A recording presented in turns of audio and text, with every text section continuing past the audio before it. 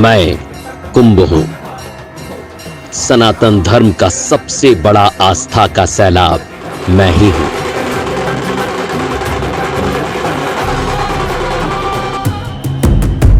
विश्व का सर्वश्रेष्ठ धार्मिक पर्व भी मैं ही हूं। आप में से बहुत से लोग मेरी आस्था के सैलाब में डुबकी लगाने के लिए आ चुके होंगे या आना चाहते होंगे। सनातन धर्म की छत्र छाया में रहने वाला शायद ऐसा कोई ना होगा जो मेरे महान पर्व का हिस्सा ना बनना चाहता हो।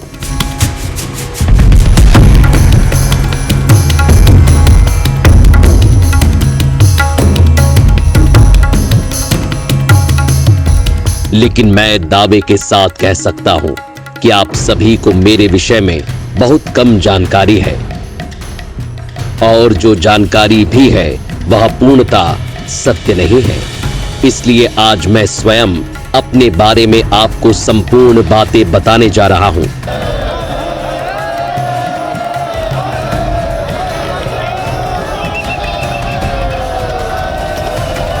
जिससे आप मेरे इस महापर्व का आयोजन कब, कहां और क्यों होता है इस बारे में बहुत ही सरलता से समझ सकेंगे।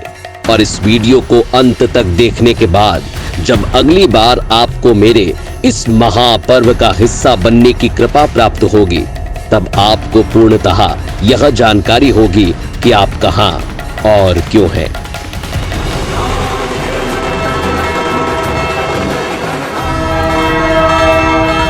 नमस्कार, आप देख रहे हैं युग कथा। यदि मैं कहूं कि मेरा जन्म धरती लोक पर नहीं देवलोक में हुआ था और मेरा अस्तित्व देवों से जुड़ा हुआ है, तो शायद आप इसे एक कही सुनी कहानी समझकर इस पर यकीन नहीं करेंगे। लेकिन मेरे अस्तित्व का पहला लिखित प्रमाण हेनसांग नामक एक विख्यात बौद्ध तीर्थ यात्री के लेख में मिला है, जिसमें 6वीं शताब्दी में सम्राट हर्षवर्धन के शासन में मेरे आयोजन का वर्णन किया गया है। अब मैं आपको बताता हूं कि मेरा नाम कुंभ कैसे पड़ा। कुंभ का अर्थ है कलश, लेकिन मैं कोई ऐसा वैसा आम कलश नहीं, बल्कि वह अमृत कलश हूं जो युगों पूर्व समुद्र मंथन के दौरान अमृत से भरा हुआ समुद्र से निकला था। और मुझे पाने के लिए देवताओं और असुरों में महायुद्ध छिड़ गया था। समस्त देवता और असुर जब मुझे एक दूसरे से छीनने का प्रयास कर रहे थे, तब मेरे अंदर से अमृत की कुछ बूंदें धरती पर गिर गईं। यह बूंदें जिन 4 स्थानों पर गिरी थीं, उन्हीं 4 स्थानों पर युगों युगों से आज तक कुंभ महापर्व का आयोजन होता है। यदि मैं उन 3 नदियों के नाम बताऊं जिनमें मेरी बूंदें जाकर गिरी थीं, तो वे मां गंगा, गोदावरी और क्षिप्रा हैं। और इसी कारण इन 3 नदियों को अति पवित्र और पूजनीय माना गया है। कुंभ पर्व का आयोजन जिन 4 स्थानों पर होता है, वे इन्हीं 3 नदियों के तट पर बसे हैं। वे स्थान हरिद्वार, प्रयागराज, नासिक एवं उज्जैन हैं।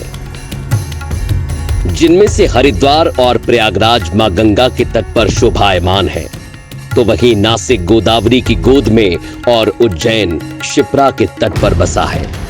आप में से बहुत से लोगों को यह भ्रम है कि मेरे कुंभ पर्व का आयोजन 12 वर्ष में एक बार होता है, तो वहीं बहुत से लोग ये समझते हैं कि मेरा आयोजन 4 वर्षों में एक बार होता है, जबकि ऐसा नहीं है। यह मेरे बारे में बहुत ही सीमित जानकारी है। लेकिन कोई बात नहीं, आज आप स्वयं मेरे मुख से मेरी कहानी सुनने के बाद यह जान जाएंगे कि मेरा आयोजन किसी मनोरंजन करने वाले बाजार या मेले का आयोजन नहीं है, बल्कि भक्ति, त्याग और तप का महासमागम है।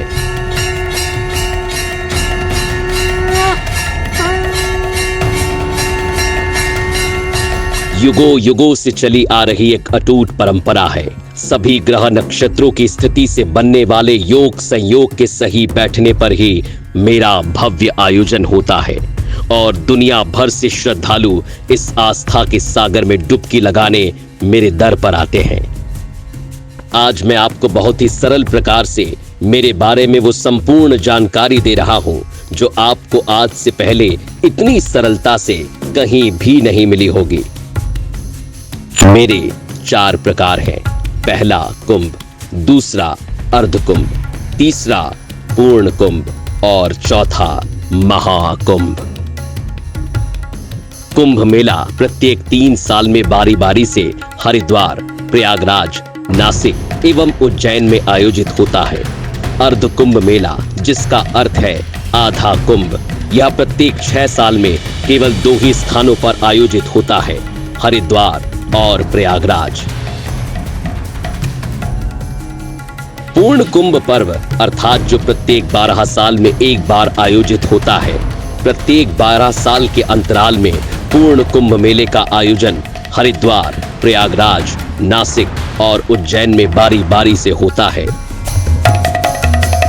और मेरा चौथा प्रकार है महाकुंभ। इस महापर्व का आयोजन 12 पूर्ण कुंभ मेलों के बाद होता है। जैसा कि मैंने बताया, एक पूर्ण कुंभ मेला 12 साल में एक बार आता है और इसी तरह 12 पूर्ण कुंभ मेले के बाद अर्थात 144 वर्षों के बाद आयोजित होने वाले पर्व को महाकुंभ कहते हैं। महाकुंभ का आयोजन प्रत्येक 144 वर्षों के बाद केवल प्रयागराज के संगम तट पर होता है। अब आपको यह भी जानकारी दे दूं कि इन 4 प्रकार के कुंभ पर्वों के अलावा माघ कुंभ मेले का आयोजन भी होता है, जो हर साल माघ के महीने में केवल प्रयागराज में ही आयोजित होता है। किसी भी कुंभ, अर्ध कुंभ, पूर्ण कुंभ या महाकुंभ पर्व के आयोजन की तारीख यूं ही नहीं तय कर ली जाती। ये तिथियां ग्रह, नक्षत्र और राशियों पर निर्भर करती है। माना जाता है कि समुद्र मंथन के समय अमृत कलश को असुरों से बचाने में सूर्य देव और बृहस्पति ने भी महत्वपूर्ण भूमिका निभाई थी। तभी से प्रत्येक कुंभ पर्व की तिथि, समय और स्थान पति की गणना कर तय किया जाता है। सूर्य और बृहस्पति की गणना को महत्वपूर्ण मानकर ही कुंभ मेले का आरंभ और समापन दोनों किया जाता है। जब बृहस्पति वृषभ राशि में और सूर्य मकर राशि में प्रवेश करते हैं, तब कुंभ मेले का आयोजन महासंगम तट पर प्रयागराज में होता है। जब सूर्य मेष राशि और बृहस्पति कुंभ राशि में प्रवेश करते हैं, तब कुंभ पर्व का आयोजन मोक्ष की नगरी हरिद्वार में होता है। जब सूर्य और बृहस्पति दोनों ही सिंह राशि में प्रवेश करते हैं, तब कुंभ पर्व का आयोजन त्र्यंबकेश्वर के क्षेत्र में गोदावरी के तट पर नासिक में होता है। जब बृहस्पति सिंह राशि में और सूर्य मेष राशि में प्रवेश करते हैं, तब कुंभ पर्व का आयोजन महाकाल की नगरी उज्जैन में होता है, जिसे सिंहस्थ के नाम से जाना जाता है। उज्जैन में कुंभ महापर्व के आयोजन पर जो योग नक्षत्र बनते हैं, उसमें सिंह राशि की महत्वपूर्ण भूमिका होने के कारण यह कुंभ पर्व को सिंहस्थ के नाम से जाना जाता है। यदि मेरे महत्व को जानने के बाद आपके मन में भी मेरे महापर्व का हिस्सा बनने की इच्छा जागृत हुई है, तो मैं आपकी जानकारी के लिए बता दूं कि मैं आप सभी से बहुत जल्द जनवरी में प्रयागराज के महासंगम तट पर मिलने आ रहा हूं, जब सभी अपने पापों का निवारण करने के लिए धर्म नगरी प्रयागराज में पहुंचेंगे।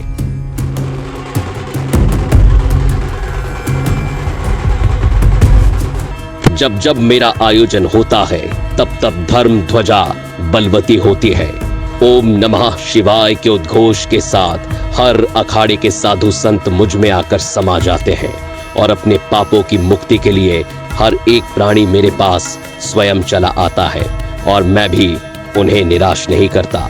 जो भी मेरे पवित्र जल से अपने आप को पवित्र करने के लिए पहुंचता है, उसे मैं कुंभ आशीर्वाद देता हूं। हर हर महादेव।